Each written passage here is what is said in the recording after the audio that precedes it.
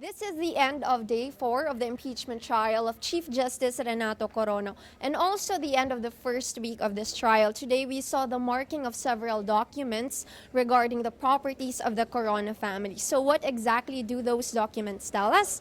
Here to help us make sense of them is Rappler Editor-at-Large Danguilan-Vitug. So ma'am, what do those documents show with regard to the Coronas and these properties that they own? The documents that were presented today show ownership of Chief Justice Renato Corona and his wife over certain condominiums in Taguig, in Quezon City, and lots in Marikina, Quezon City, and also Taguig in the name of their daughter, Charina. So we were able to see that, to at least confirm that indeed they own these properties. So with regard to next week, what do we expect to happen? Like after the prosecution established that the Coronas owned the properties, what do you think is the plan? They said something about forming a story, telling a story through these evidence.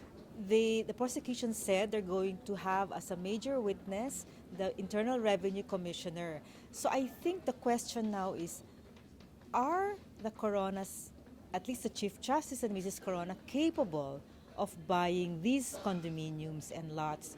We made a computation initially that all these were acquired from 2003 to 2009 and they cost about 45 million pesos.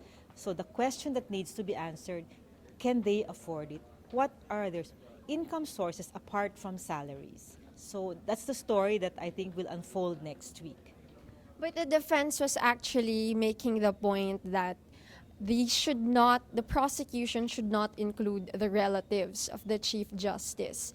And they were making several objections against the questioning or the presentation of evidence of the documents, the properties owned by the relatives. How do you think that will play out?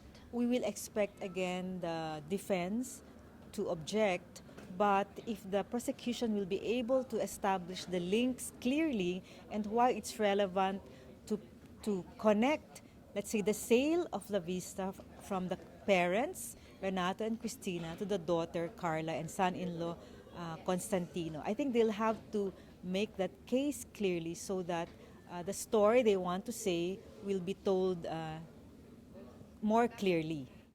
That was our discussion on the Corona properties and Article 2 of the impeachment complaint.